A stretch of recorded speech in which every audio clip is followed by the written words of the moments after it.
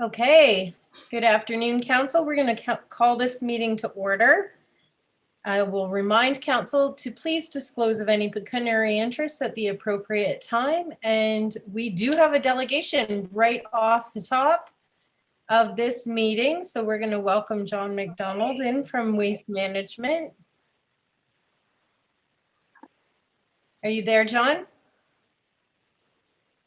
He says he's connecting. Okay. That's not coming up on my screen, but. So, while we're waiting for John, let's go to the minutes of the previous council meeting. How does council want to deal with those minutes? Moved by Councillor Morris, seconded by Councillor Westgate. Any questions, errors, or omissions on those minutes? All in favor? Those are received and filed. Thank you. Still don't see John here. We have no business arising from previous meetings. Amanda. just on our delegation, Mayor Rumbout, so it does appear that your clerk, myself, has made an error with our agenda. While John McDonald is joining us now from Waste Management, the agenda does say that his delegation was at 3, but I did confirm with him the alternate time of 3:30, our usual starting time. So I'll keep him here. I'll send him an update email, and I would suggest council can continue on with their business until 3:30 because his party may not be ready, and my apologies for that. No problem. That is all good. So we will go to the scheduled meetings and events. Is there any questions or comments on any of the ones that are scheduled? We do have some proposed dates for public consultation on the Township of Warwick official plan there. Public open house, and that's going to be virtual, Amanda? Yes, given the planning timelines and the notice requirements that are needed, even if we did enter into a yellow period 3 weeks from now, we have to plan well in advance, and so electronic is recommended. Okay, great. Do we have a mover and a seconder for those 2 meetings? Moved by Councillor White, seconded by Councillor Morris. Any questions or comments on that? All right, all in favor? That is carried. So we'll look forward to meeting with the public over Zoom. That'll be interesting to see how that goes. We'll go on to councillor commitments and items. I see a couple. I was so happy when I saw councillors' commitments. There's a couple people doing something coming up. That's good. And as we all know, we can let staff know if we have any additions or errors to those. We're going to go around for councillors' items. I'm going to start with Councillor Westgate today. Do you have anything? I have nothing today. Okay. Councillor Morris. Just one question, I guess, for Teresa. I, like Jackie, was trying to get some ice and called, and nobody answered the ring. Went right to voicemail at the township office. So that would have to do with the phone system that, and maybe Trevor can help me out with that one. So we no longer use, it should have been directed to the voicemail at the township office. It was. Oh, it was? Yes, but Okay. How do I get a hold of the arena if I need to cancel ice or have a question? Call the township office. But that's the way it's been set up. There's nobody there. Yeah. I'll let Amanda speak to it, if that's okay. Yeah. Sure. Great question, Councillor Morris. So throughout COVID, the arena phone has been forwarded to the township office to ensure that there's response. So the township office phone is monitored all regular business days and all regular hours. However, when the phone is in use, the system automatically kicks the call to voicemail, but our receptionist does answer the messages immediately and call back people. So the phone is monitored at all times. And also all booking for arena and community halls is being done through the township office. So that's also why we don't direct them to the arena, because our operational staff there do not take bookings or answer ice-related rental questions. So if somebody can't make ice and wants to cancel it, they're out of luck if it's not regular business hours? So no, we do still have an emergency phone call, emergency number for Parks and Recreation, which is provided to all renters, so that should they need to cancel or they have any issues, they can contact the Parks and Recreation directly.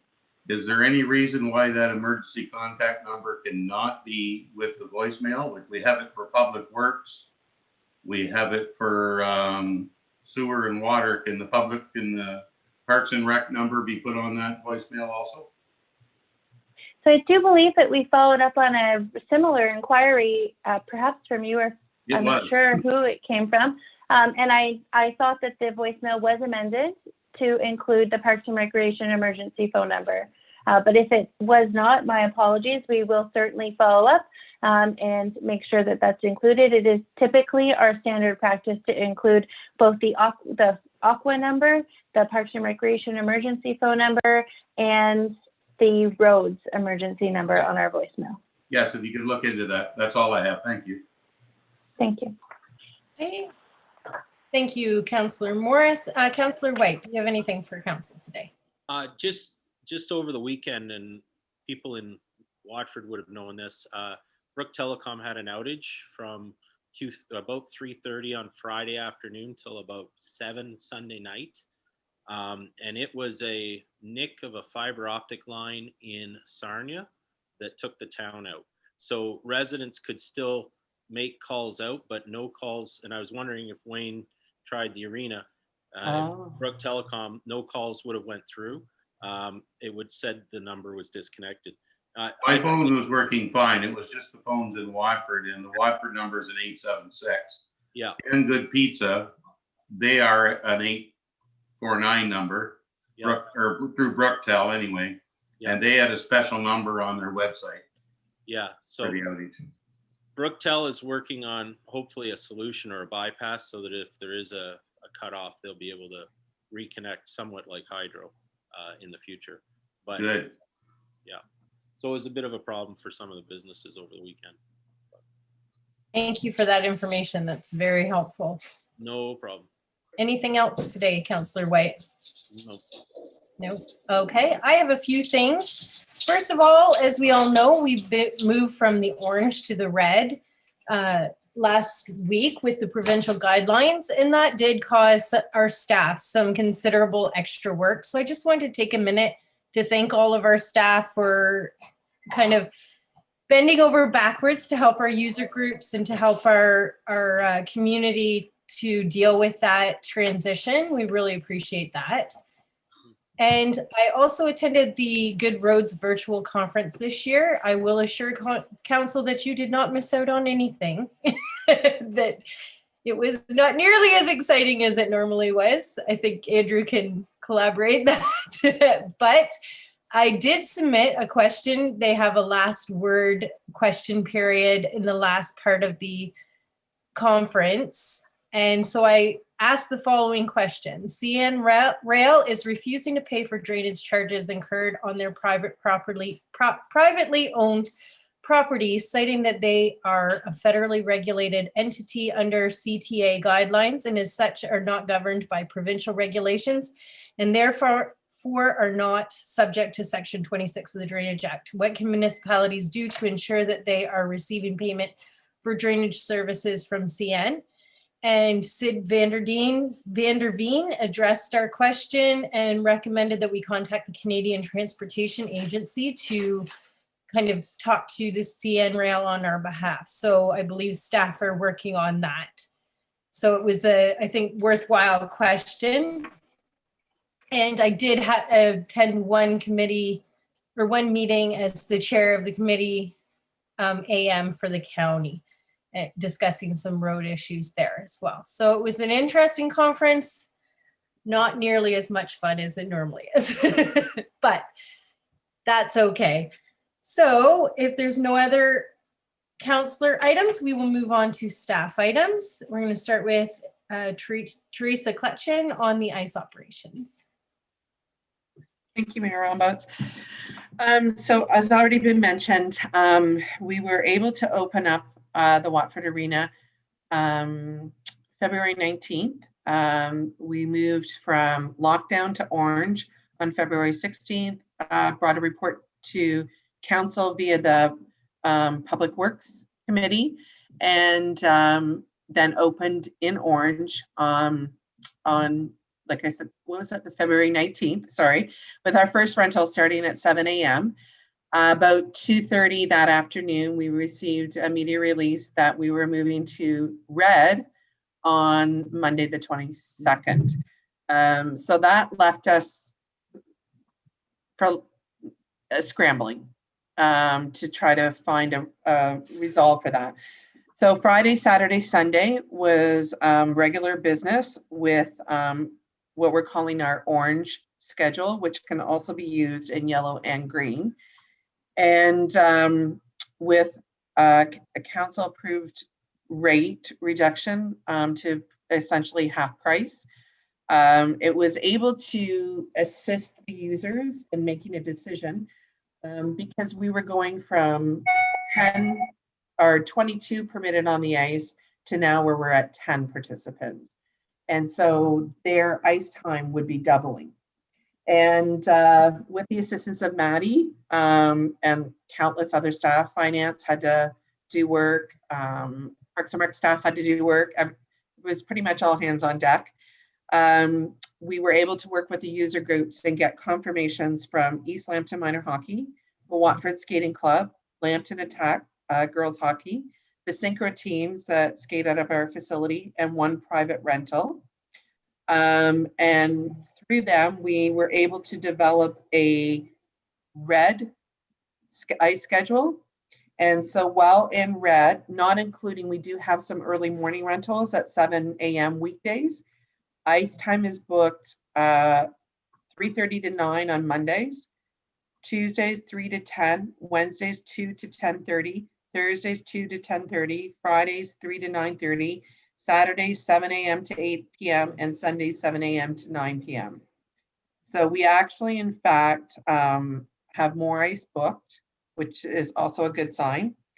And the only groups that didn't return, understandably, are our adult groups because there is no scrimmage or games permitted. We've had probably 30 inquiries for private ice rentals. And I'm in the process of trying to get back to all of those ice users, but there is very little ice that meets the requirements that they've asked for, because we are looking at later evening ice that would be available. So we are working on that. Should we move to orange, yellow, or green, we will revert back to that schedule and it's ready to go. We did not have an announcement on Friday, so I'm hoping this schedule we have in place, the red schedule, until Sunday this week or Sunday next week. And if we have an announcement on Friday, we'll be ready to make the changeover for Monday, should it happen. And I should say to council and staff that the ice users are very, very pleased to be back on the ice. And with the ice time that was released, either they weren't returning or Petroleum Minor Hockey earlier in the season canceled their season, and we had one other group after turning to red, they canceled the remainder of their season. So under red, every group amongst our organizations gets ice time that's fair and equitable. So if they had one ice time per week before, they still have that. If they had 2 ice times before, the user groups, I believe, were able to also accommodate that. And that is our update for right now. I always say that, sorry, for right now, because I don't know when it's going to change again. That is fantastic. And I know as a parent, I have one happy child who's glad to be back out there and skating again. So, all right. If I could add, sorry, Mayor Rombouts, if I could add one thing too, the user groups, all of them, whether they returned or not, were phenomenal to work with. I can't say enough. about working with them, and how, like, they were just outstanding. That's great to hear. We do have some amazing volunteers in our community. Councillor Morris, did you have a comment? You're muted.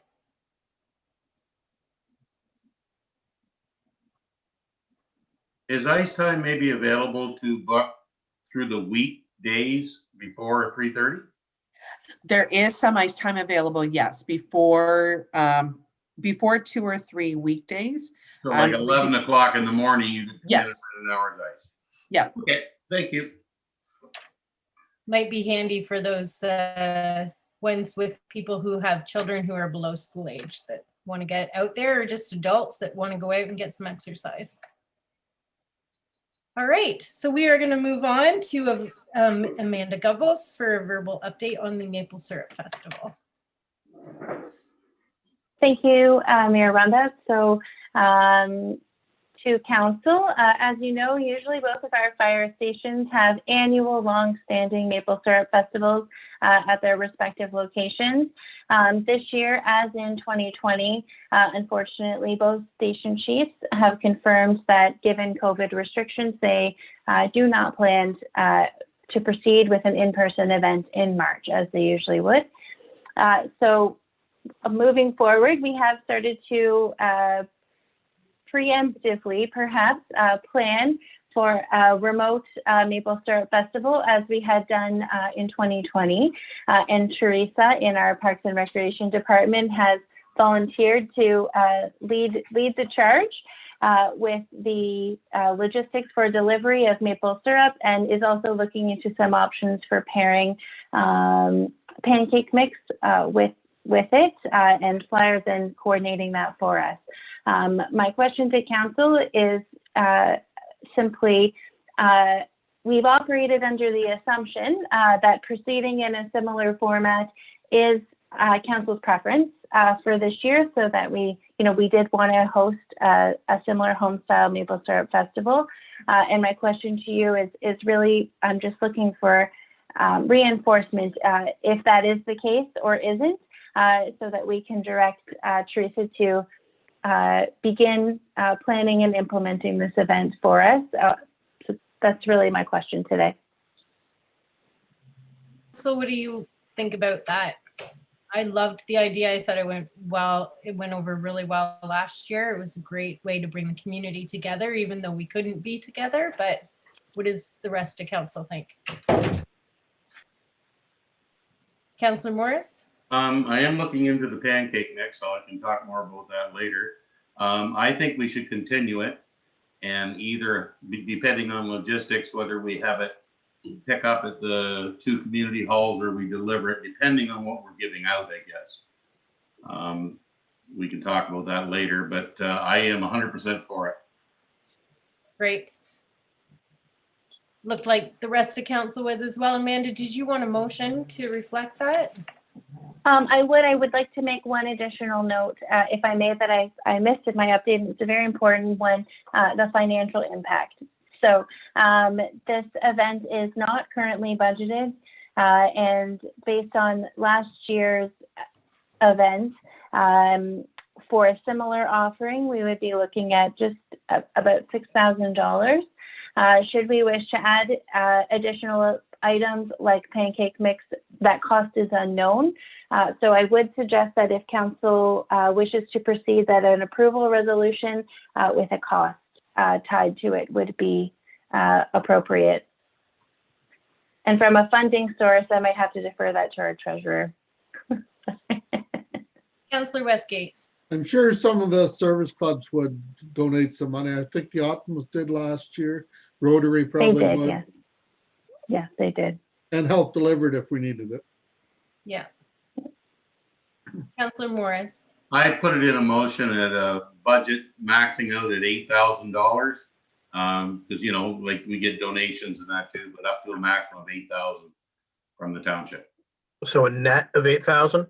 Yes, that's correct. And do we have a seconder to that? Seconded by Councillor Westgate. Can I make a change to that motion?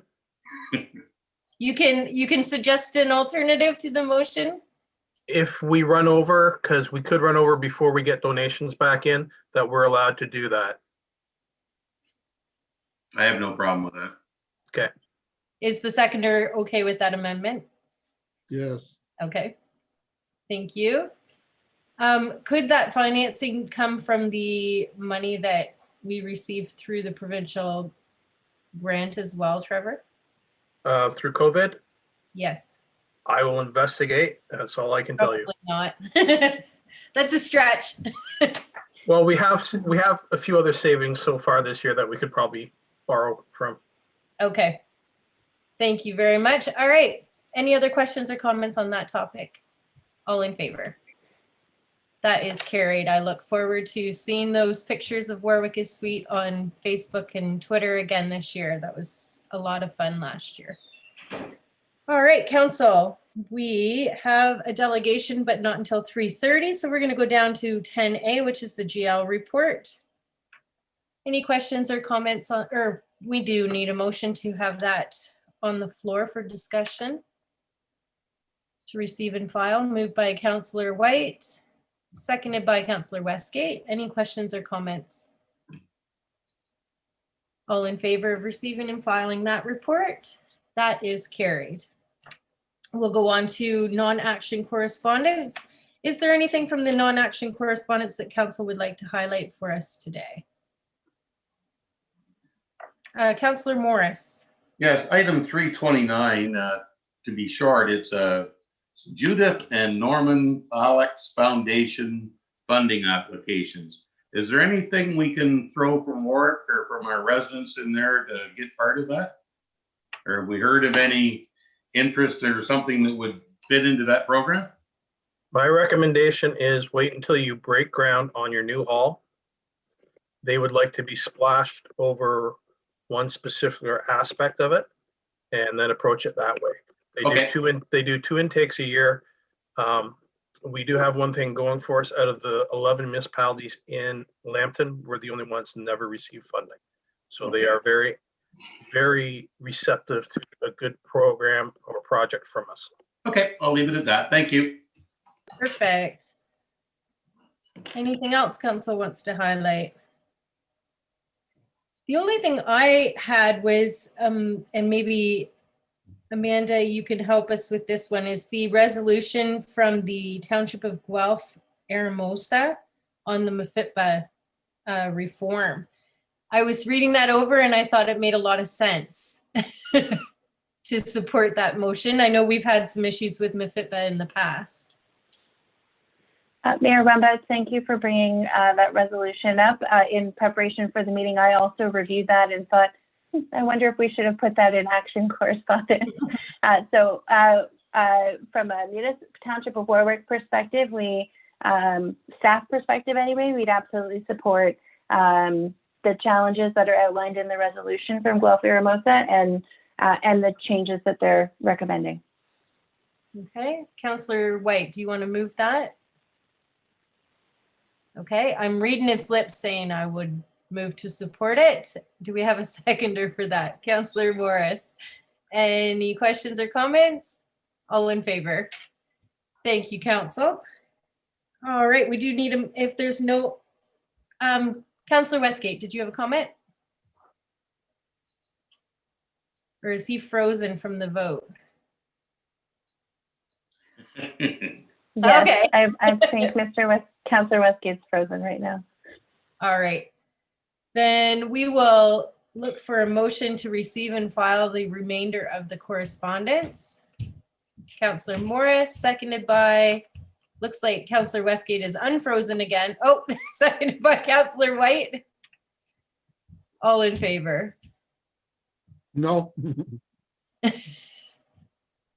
Councillor Westgate, are you Can there? you not hear me?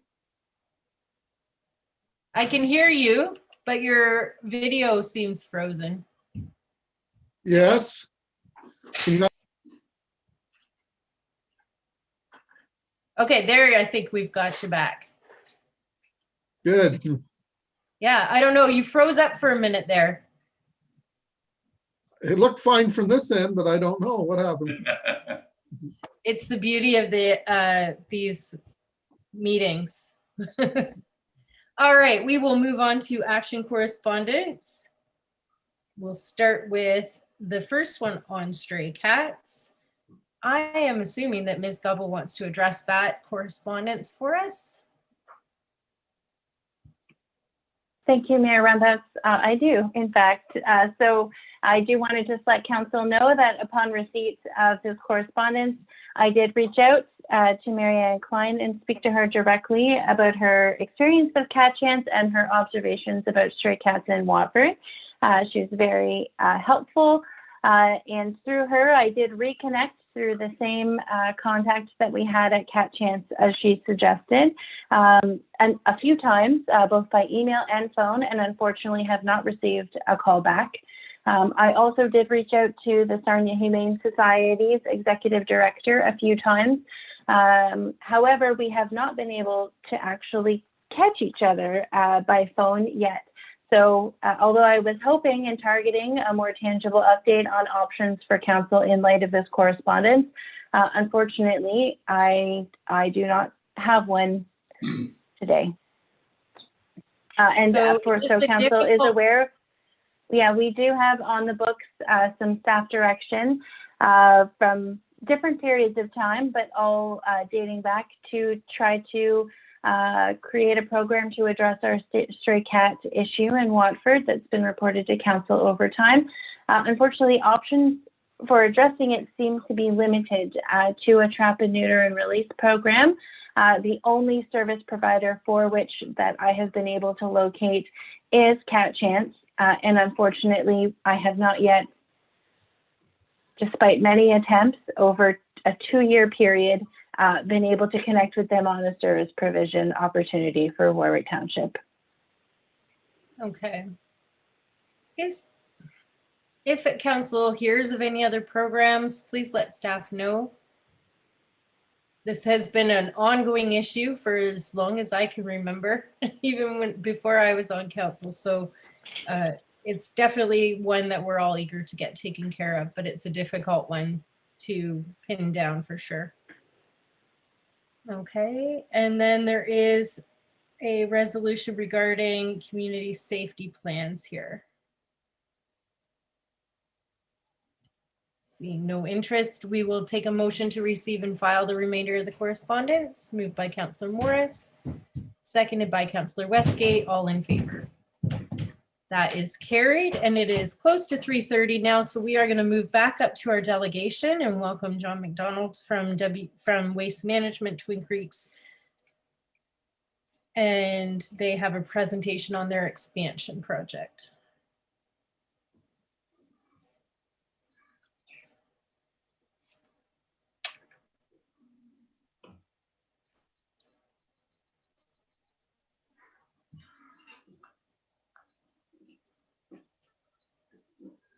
There he is. How are you, John? John's connecting. There's Wayne, sporting his COVID-19 or COVID 2021 hairdo. Looking good. Thank you. All right, Jackie. guys. Thank you for your patience, and we are going to turn the floor over to you for your presentation today. Great. I was just listening to the stray cat discussion and thought this is a perfect time for us to come in. So I'd like to thank Council for getting us some time today to kind of just give you the latest information on the Environmental Center Optimization Project. I'm sure we're all acquainted with each other, but just in case, I'm John McDonald, Senior District Manager for the Twin Creeks Environmental Center, and you've all met Wayne Jenkin, the Area Landfill Engineer and Project Lead for the Optimization Project. And Wayne and I will be your contacts for the project as we work through the EA process for Twin Creeks. So we'd like to take some time at the beginning of the presentation here just to go through the actual presentation that's available on the optimization website. Many of you have probably seen it, I'm quite sure. So we're going to skip through some of the slides to get to the ones that we want to highlight just to save some time. And then that'll leave us some time at the end so that we can open it up for some questions and have some discussion. So if it seems like we're jumping, we are. And in the future, sorry, what's that? I was just going to open and start sharing if that works for everyone. Yes, you have the capability to share your screen, Wayne. Okay, that's where I'm headed.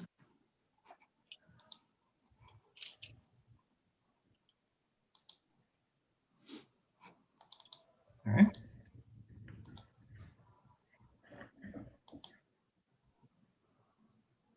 And we're going to say hit from the beginning over on the left there, and it should start it. yeah, I'm clicking there, I'm clicking slideshow, and I'm technologically challenged here already. So, Well, we'll wing it then. so look at that. There we go.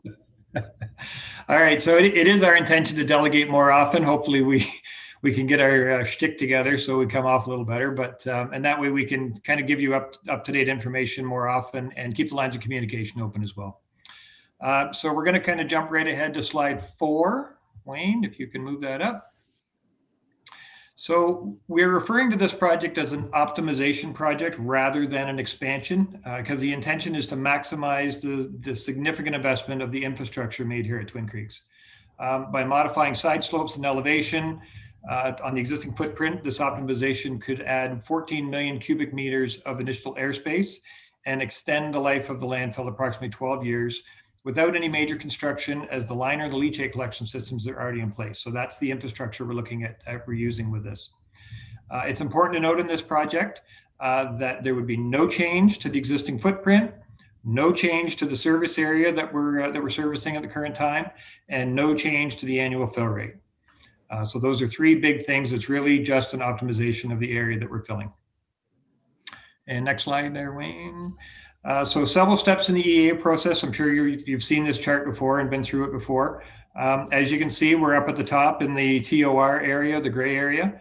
It's very early in the process. We work through the terms of reference, which sets out the framework and the work plan for the EA. It includes the rationale of the project, alternatives being considered, and the public consultation and engagement activities, which I'll turn it over to Wayne to discuss at this point. Thank you, John, for getting us started. I'm going to take it from here, kind of run us through about 3 more slides as we work our way through.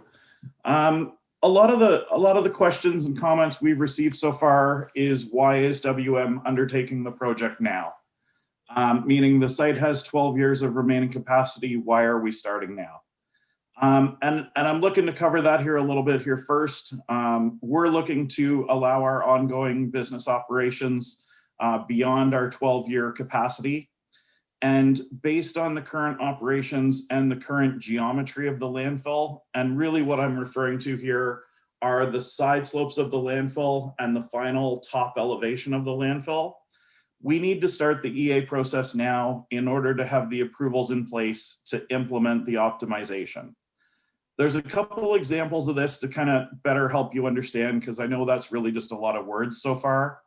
But first, the side slope grades and the capping schedule, we would prefer to not have to install the landfill cap and then remove it to adjust landfill slopes in the future, as this has operational costs, constructability challenges, and potentially nuisance impacts from odor, exposed waste, those sorts of things in the future.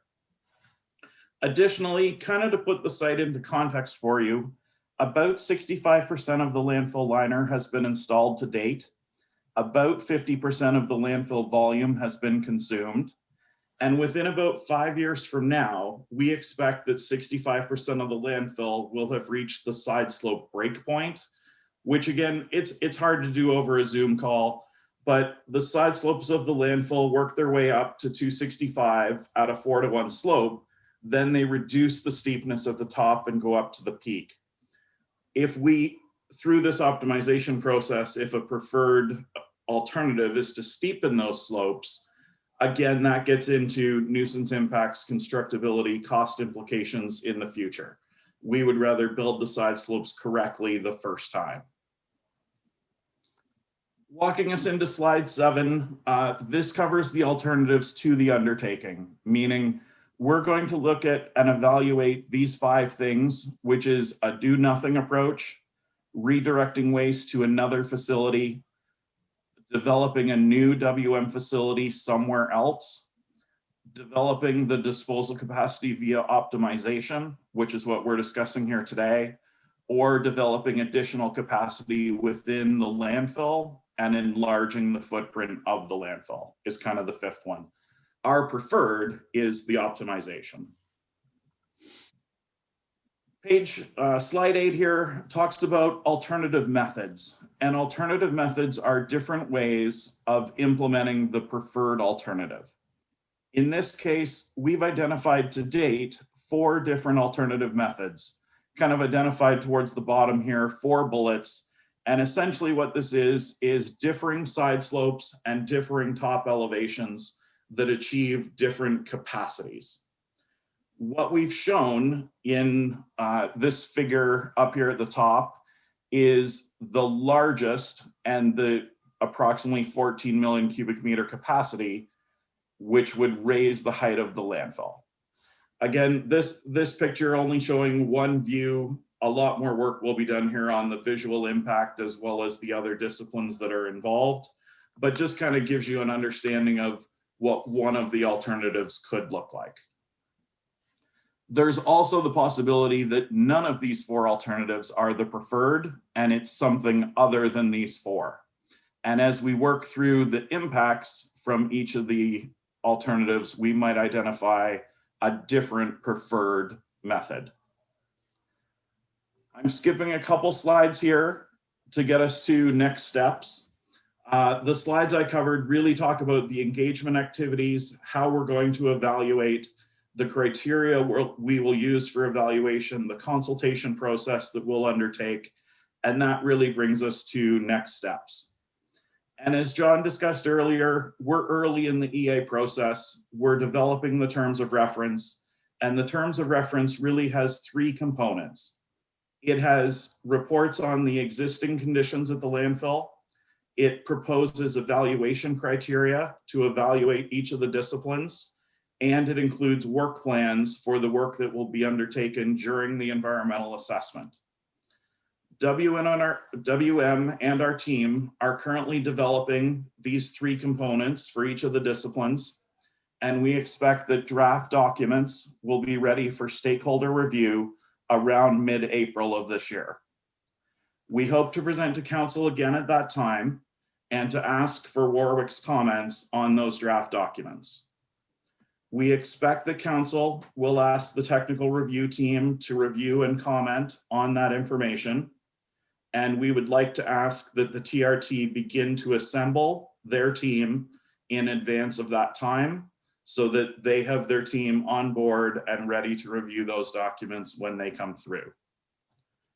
Secondly, and at the bottom of this page here, we expect that an amendment to the host municipality agreement will be required to reflect the optimized landfill capacity, should that be the preferred approach.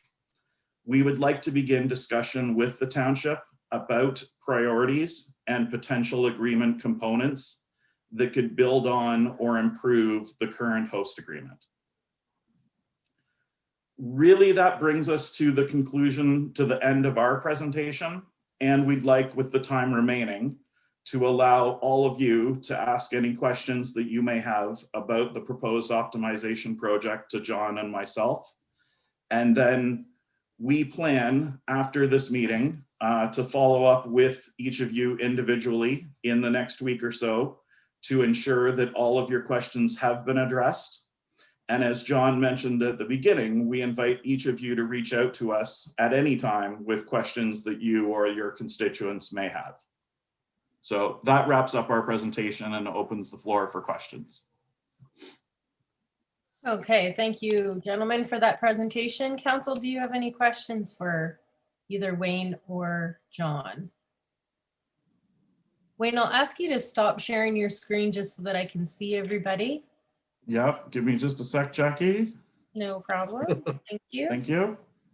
And I have a couple of questions. One is, has anything like this been attempted before in the past? Has Waste Management tried to essentially double the height of any of their sites? Sorry, you're referring to a vertical expansion? Yes. Or a landfill expansion? a vertical one. For sure. So meaning differing sites, both WM owned and within our competitors, have completed landfill expansion projects that have either been additional footprint area or vertical increases. So yes, this is not an uncommon practice. Okay, because my concern is the weight of the waste on top of the current system. How do we know that it's not going to collapse under the weight of that? Totally excellent question. Those studies are being completed as well, Jackie, to ensure that the range of alternatives being evaluated are feasible, meaning constructible, and will satisfy engineering requirements, factors of safety, design, shear pressure, slope stability, all those sorts of pieces. That is all work that is underway.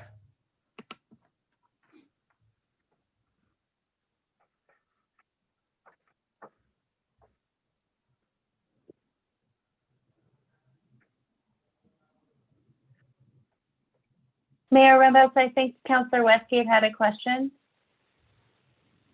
You're on mute, Jackie. Are you going to have ESAG meetings like we did last time and have community input into these? Yeah, for sure. Differing consultation events than the last time, Jerry. We're proposing a number of events as we work through this project. The next planned event, trusting that everything moves forward between now and then, is a draft terms of reference review meeting. Once we get into the EA itself, there will be additional opportunities for consultation. But it's not going to be set up like last time where you have a community. No, I don't necessarily know the full process, meaning I've read the documentation, the discussion papers, those sorts of things that came out of the last EA.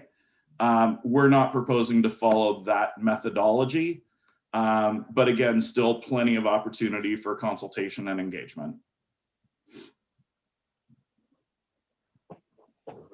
Okay. Go ahead, Are Councillor you West. doing anything with the vegetation on the berms and stuff? The last time we were told that they planted the trees and, you know, the higher the landfill got, the trees would be up high enough to blanket all off. If we go another, what are you talking, 120 feet? That's not gonna work anymore. Yeah, the largest increase would be high 30 meters increase. So yeah, about 100 feet in the largest of the, the tallest of the alternatives. So Jerry, when we're talking about the vegetation and the trees, there was Council. Sorry, Trevor, sorry. All right, sorry.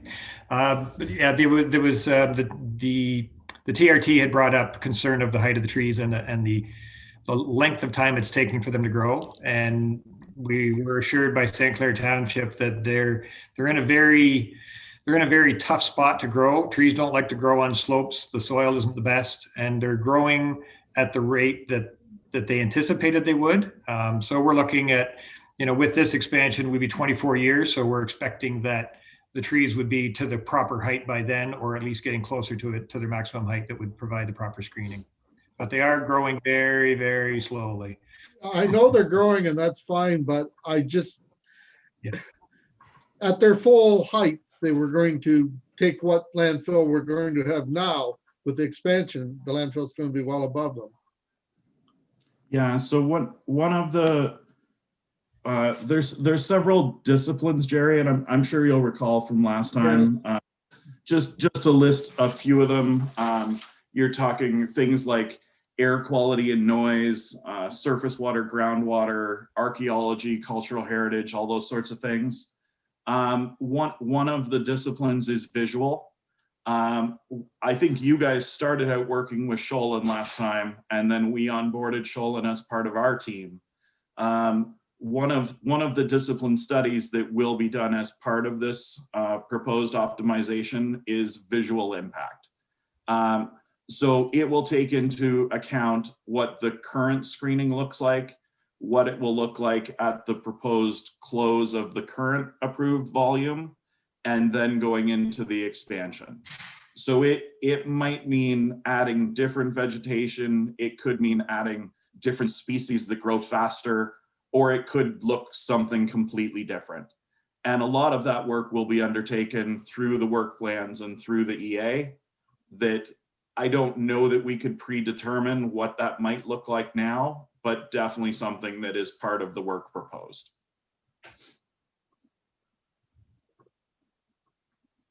Councillor White? Just wondering, you had asked about setting up the TRT or getting them ready to assist in their review. Are we able to add members to that committee to help with that assisting at any time, or that type of thing? Yeah, yes is the quick answer. Okay. I think ideally we'd like to start more of a dialogue with council, right? Get that understanding, get the TRT, which is Peter Pickfield and his team involved, start talking about the various disciplines, meaning we're proposing a list of disciplines and work to be completed. The TRT may have. I think Wayne froze. Yeah. Did John freeze as well? He looks pretty still as well. Yeah, they both frozen. So I'll take it that we can. The team to look at that same work, Okay. and also make recommendations to us. Excellent.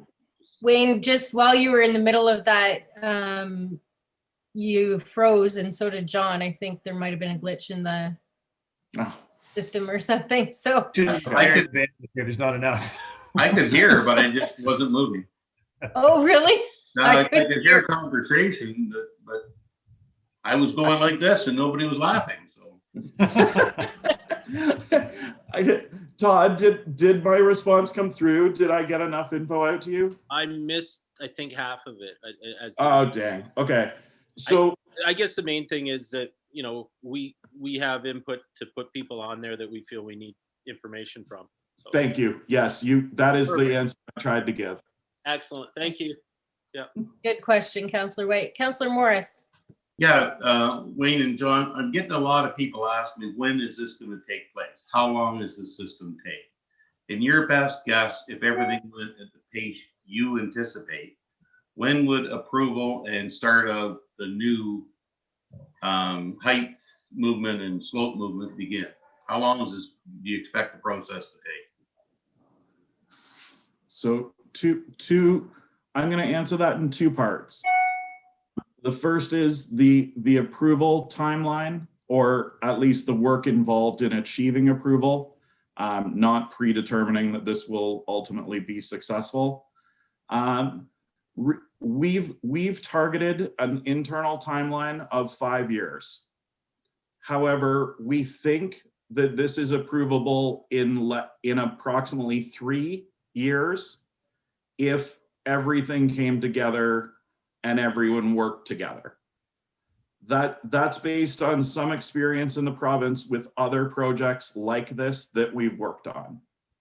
It could take longer if things don't go well, either on our part or any of the stakeholders, meaning we're here delegating, discussing with you today, but there are other stakeholders in this project that need to come along at the same time or close to the same time. In terms of constructability, nothing will really be noticed for 5 years beyond approval, meaning we wouldn't reach final elevation of the current approved landfill for another 12 years. Things will, if they proceed with changing slopes and changing final elevation, that point will be pushed further into the future as we build the base to support those higher elevations. One other thing I'd like to see is a plan that what will you do if you do collapse these pipes that the mayor mentioned? What will your procedure be? Will you stop this extra weight being put on, or will you just try to, like you had failure with these pipes before? I'm just a little concerned, like the mayor mentioned about extra weight. Yeah, so I think this is worth clarifying. And I just for the purpose of clarifying two different components of the landfill design. You, Wayne, have brought up a very valid point of an issue that the site experienced in 2019 with our landfill gas collection system. This goes back to the fill rate approval that was approved late in 2017 and the additional tonnage that came in 2018 and 2019. And the quick answer is we didn't respond fast enough with gas collection and didn't have the construction planned while those higher tonnages were coming into the site. That led to reduced gas collection and the issues that resulted from it. We think, and since 2019, we've put in place better controls, better capital forecasting, better work plans so that an issue with our landfill gas system does not occur again in the future. Okay, that's part one of this.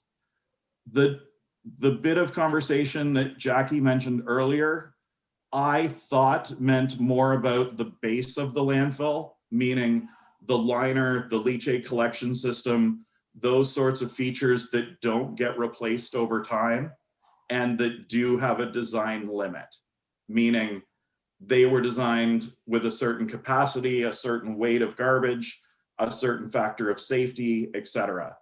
And those are the pieces that we're looking at to make sure that they're capable of supporting the additional weight and volume of this proposed expansion.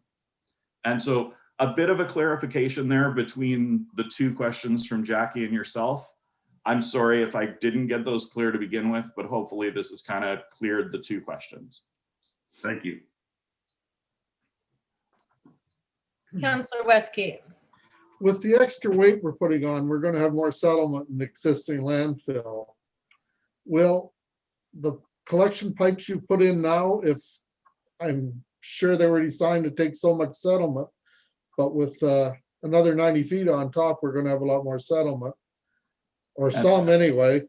Yeah, and Jerry, you're exactly right. So that's the design work that's being completed now, and the outcome of that work will determine if any or all of the proposed alternatives are feasible, meaning those aren't pieces of the system that we can go back and change. So those are the limiting pieces in what we can propose to optimize going forward. Any more questions from council? I know that there will be a lot of questions coming up in the future and lots of meetings about this topic. In the meantime, we appreciate you guys joining us today, and we look forward to more information about this. Any other, or we don't need a motion or anything to receive and file that? Nope. Okay. Thank you all for your time today. We will let you go and have a good day. Thank you. All right, council, we are going to return to our regular agenda. We have finished, I believe, action correspondence. We will go down to 13A, which is staff reports and the project update township office building. And that report is from Amanda. So we are gonna, or I guess we just need a motion to receive and file that report. Moved by Councillor Morris, I have a seconded question too. If I could. Yep, absolutely. Seconded by Councillor. Amanda, one thing that I'm a little concerned about, we have a ton of construction going to go on in our town. or our township, sorry, in 2021, 2022. Have we got anything in place, or maybe Trevor would know better, so our local contractors can get a share of the pie, like so they can get their name in on some of this work? Like I'm thinking the IT work, like I know Stubbs did a lot of work out at the fire hall. Like are these people going to get a chance? So I Yes, will they'll get a say, fair chance. just a reminder, Trevor, I'll let you go. Sorry, this is not a municipally billed project, right? We're a client and a developer is completing this project. So it's a little bit different than a municipally procured build. But go ahead, Trevor. Sorry. Thank you. Yeah, you basically said what I was going to say. On the downtown office, as you can tell, when they did the demolition, it was a local contractor. They're Yes. trying everything in their power to do local. The concrete on the building that they are doing, which is our building and their building, is McCann's. I see The that. concrete that was being done on Libro was from outside of town because Libro was contracting it. So That's the fine. one that we're involved with is working. Now on the hall, it's going to be based on tender and what trades line up with the general contractor that gets the work. Ideally, they're going to search primarily locally because you get better pricing because you don't have to pay overnight pricing or yard costs. So we'll see where it comes, but that's dictated by the municipal act. I was thinking, are we not doing the interior of the new office ourselves?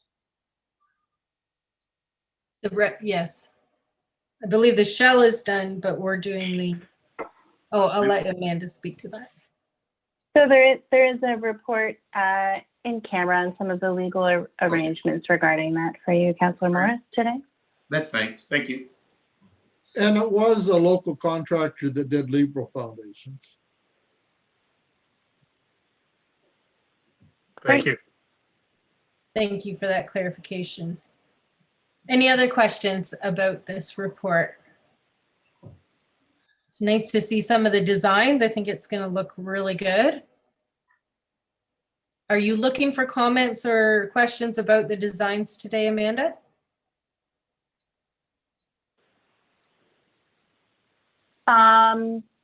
Great question. I guess if there's concerns, yes, we'd like to hear them because the wall layout has been confirmed.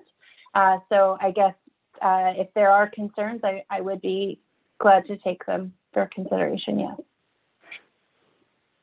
I think it looks great, personally. The bathroom that is right off the entrance there is accessible, and that is designed very well, I thought. Council, do you have any questions or comments? Councillor Westgate. We are spending quite a bit of money on our phone system. Is it going to fit in with the new office? Yes. Yes. Good. It might be ready for the time that we have the new office. But I think we've had some difficulties in that. Any other questions? Okay, we will, all in favor of receiving and filing that report. That is carried. Thank you. We will go to current municipal service levels and COVID-19 impacts. There's 2 recommendations as a motion there. Moved by Councillor Morris, seconded by Councillor Westgate. Questions or comments? All in favor? That is carried. We do have a report here about the upcoming municipal election. There's a recommendation there. Oh, yes. Sorry, Mayor Rembos. Could we approve those 2 resolutions separately for Report B? So the first one was to receive and file, and the second one is regarding the ICE user fee changes, if that would be okay? Absolutely.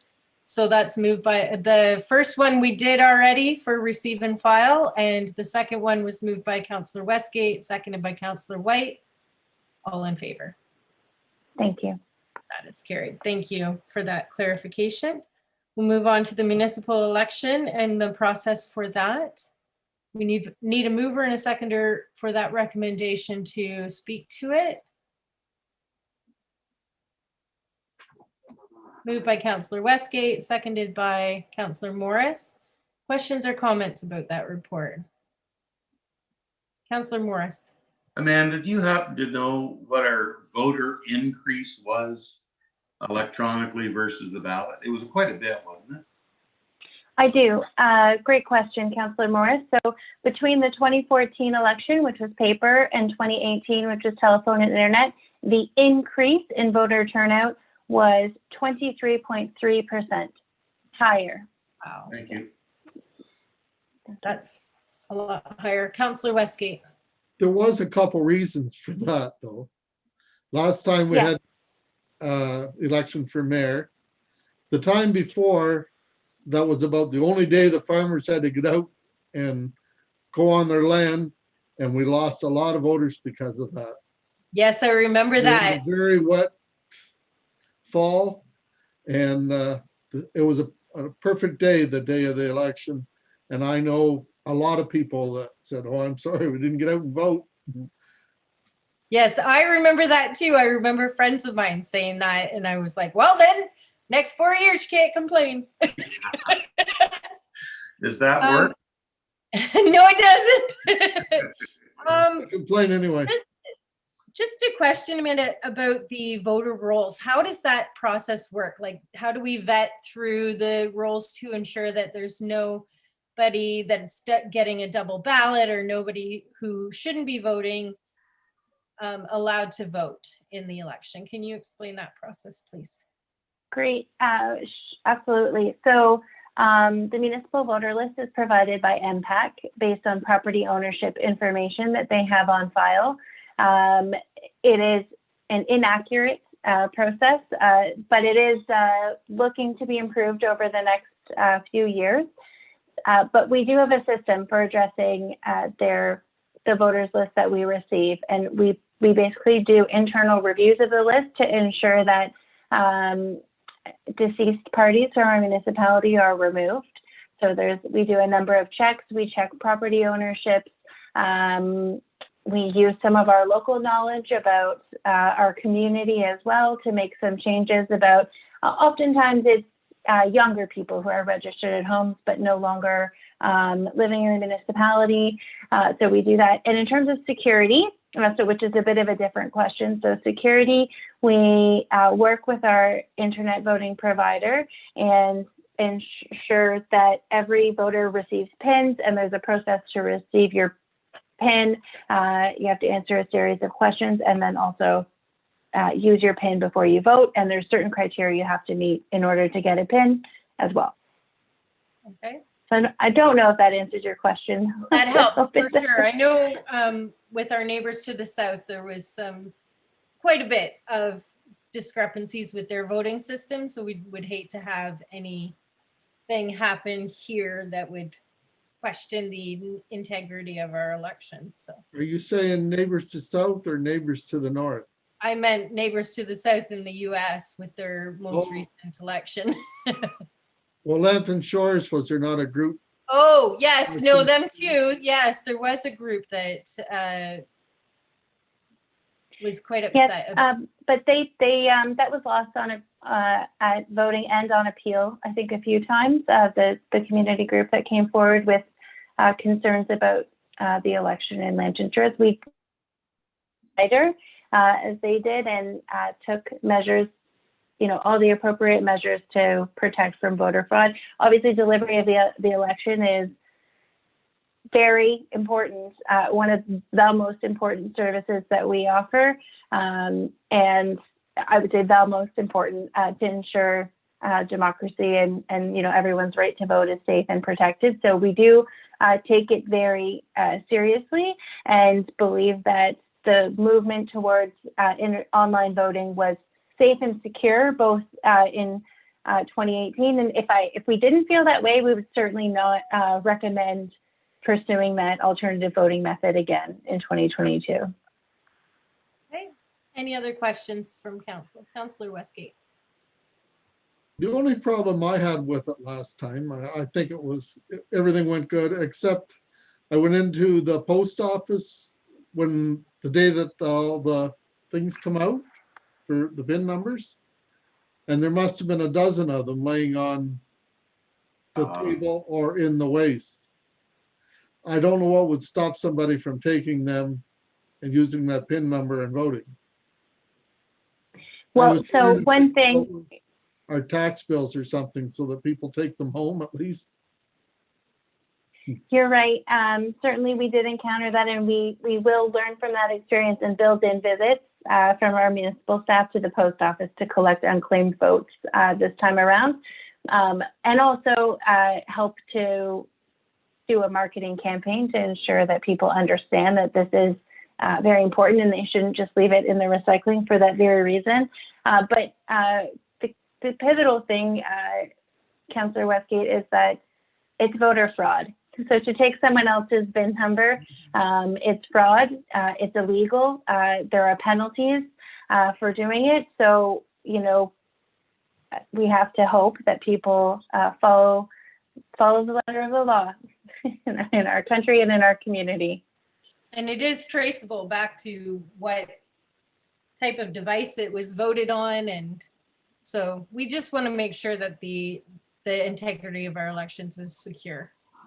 So, any other questions or concerns from council? All right, I'll call the question. All in favor? That is carried. We will go on to the Municipal Modernization Program Intake 1 report. I believe it's just a receive and file. Council will need a motion to do so. Moved by Councillor Morris, seconded by Councillor White. Any questions or comments on that report? It's good to see staff was able to utilize that funding. All in favor of receiving and filing? That is carried. Move on to the FCM Green Municipal Fund feasibility study, and there is a recommendation there as well, Council. Need a mover and a seconder to have that recommendation put to the floor. Moved by Councillor Westgate, seconded by Councillor White. Questions or comments on that? All in favor? That is carried. We'll go on to the capital fundraising campaign progress report. There has been a few delays due to COVID-19, which is not a big surprise, but I think staff is working away on that. We need a mover and a seconder to receive and file that report as presented. Moved by Councillor Morris, seconded by Councillor Westgate. Any questions or comments on that report? All in favor? That is carried. Moving on to the construction progress of the report. There's a motion there to receive and file, I believe. Approves the expansion to community center in there. Yeah.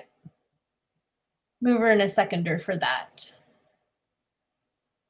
Councillor White, seconded by Councillor Morris. Questions or comments on that? Are we still on schedule? It's a good question. We're on schedule according to the revised schedule. That is a very good answer, Teresa. Impressive. And it hasn't been, and not to make excuses or allowances, but it has been challenging with all the COVID changes that we've been working with, and building a multi-use facility while we're working through COVID, not being able to meet in person, like those type of things. So we are behind, but we will still have it out to tender and results back in by the end of March. Oh, okay. Wow. Okay. Any other questions? All in favor? That is carried. And we'll go on to H, which is the Township of Warwick Yard Waste Service change. There is a recommendation attached to that report. Need a mover and a seconder for that. Moved by Councillor Westgate, seconded by Councillor Morris. Questions or comments on that? Councillor Morris. This is the waste buckets we're moving out to waste management, I believe, right, for the brush? Now, are they Yes. going to be open the same hours as the landfill to accept this waste? I believe it will just be put on an additional area where the current waste is. So it'll just be another, they'll change a bucket from cardboard to brush or whatever. Yeah. Well, I must admit, like, I think it'll be a lot neater and a lot easier unloading. Unfortunately, I think a lot of the work people do in their yards and cleaning up brush and stuff like that is done on Saturday and Sunday. So that'll make it a little tougher, but I guess we'll have to work with it. Saturdays, they are open, I believe. Till Uh, noon. Mr. Maver, do you have another comment on that? Yes, through the mayor, I was just going to clarify that, yeah, they are open on Saturdays from 8 a.m. to 12 p.m. Yeah, okay. Okay. Any other questions or comments on that? Councillor Westgate. I have a comment. I think they were grossly misused, so this will make them much better used. We had stumps and stuff coming in from all over. It wasn't just from Warwick Township. Yes, and I don't believe it was to code at all. No, and people would bring big loads of just big branches in, and it would only half fill the bin, but they wouldn't bother cutting it up so it would go in right. Yep. It was grossly misused. Yes, and it always looked messy. And with our new beautiful community center, we do not want to have a big pile of brush sitting beside it on a regular basis. So I think this offers a good solution. Any other questions or comments? All in favor? That is carried. And next on the agenda is the Hickory Creek Line Improvement Tender. We need a motion to receive and file, or sorry, a motion to approve that recommendation. Moved by Councillor Westgate, seconded by Councillor Morris. Questions or comments? Andrew, will this finish the project for Hickory Creek? Like, so it'll be up to par?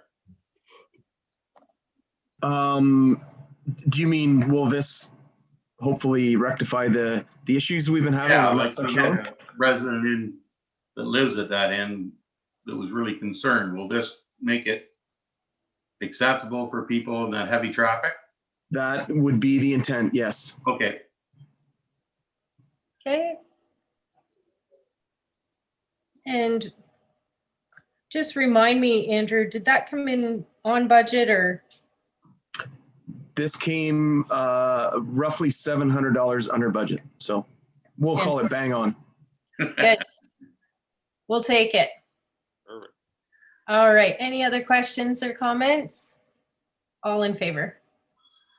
That is carried. We are going to move on to 14A, which is the minutes of the Development Committee meeting of February 8th, 2021. Need a mover and a seconder to receive and file those minutes. Moved by Councillor Morris, seconded by Councillor Westgate. All in favor? That is carried. We'll move on to the minutes of the Public Works Committee meeting of February 17th, 2021. Moved by Councillor Morris, seconded by Councillor Westgate. Questions or comments? All in favor? Those minutes are received and filed. On to new business, the application for exemption of the Woodlands Conservation Bylaw. Are we looking for, is this just to receive and file, Amanda? So yes, Mayor Rumbas, it's just for information for council. Council can, as a whole, submit comments back to the county as they move forward with this process, if municipal council has any. Or yes, it's, if there are no comments, if there is a receive and file motion would be great. Okay, Councillor Morris. Did we not already make a recommendation as council before another application was made? Out on Chalk Line, I'd like to stick to that recommendation that we do not agree with this process. Okay. What specifically is it? The cost incurred by the landowner? I mean, it's only $3,000 per acre, and they're gaining probably at current land value prices. I think it's up to $18,000 to $20,000 per acre. Is it not?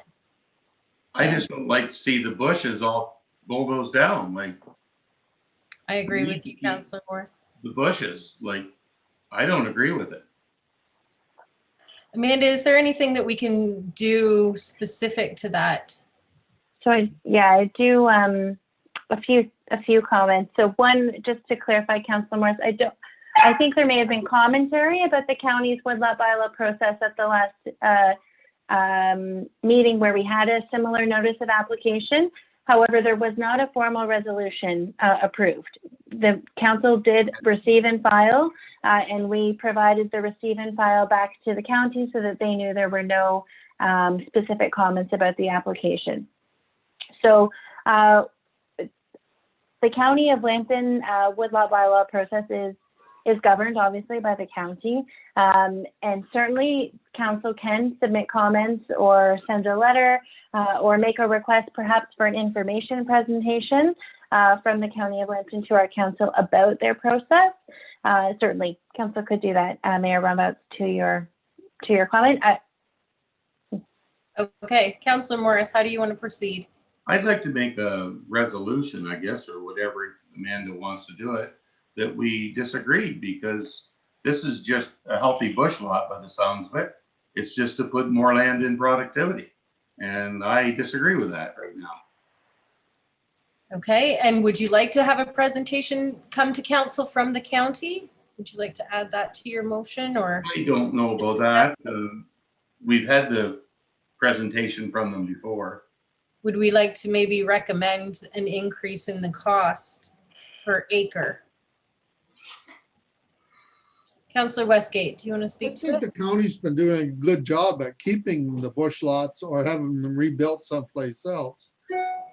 And I think this is a county bylaw, not our bylaw. But we maybe should just keep out of it. Okay. I got no problem with that. I just have a concern with all the bushes being bulldozed out for.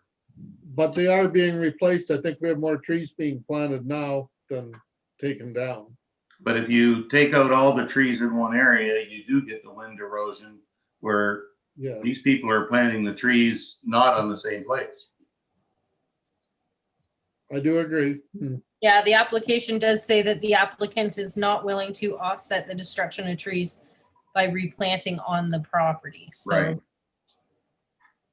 But they are going to work with the MTO to plant a shelter belt. So. How does council want to proceed then? Councillor Morris? I make a motion, receive and file. Okay. Do we have a seconder to that motion? Councillor White? I can bring the comments back, possibly kind of informally from council to the county at some point. I believe I might sit on that committee now, but things have gotten all turned around since we've switched committees, so I will see what I can do. Councillor Westgate. You're right. The amount of money they're charging is way, way too low. Yeah, that's my big concern too. Even if it was up a bit, it might be a little bit of a deterrent, and it would give us more money to work with to replant some more woodlots. I agree with Councillor Morris. I like to see the trees stay where they are, but. Okay, all in favor of that? That is carried. All right, council, we are ready to go into closed meeting session. We do need a motion to do that. Moved by Councillor White, seconded by Councillor Westgate, that we move into closed meeting session for the reasons listed on the agenda. All in favor? That is carried. So for those of you who are watching online, we will not be returning, as we are just going to be approving bylaws.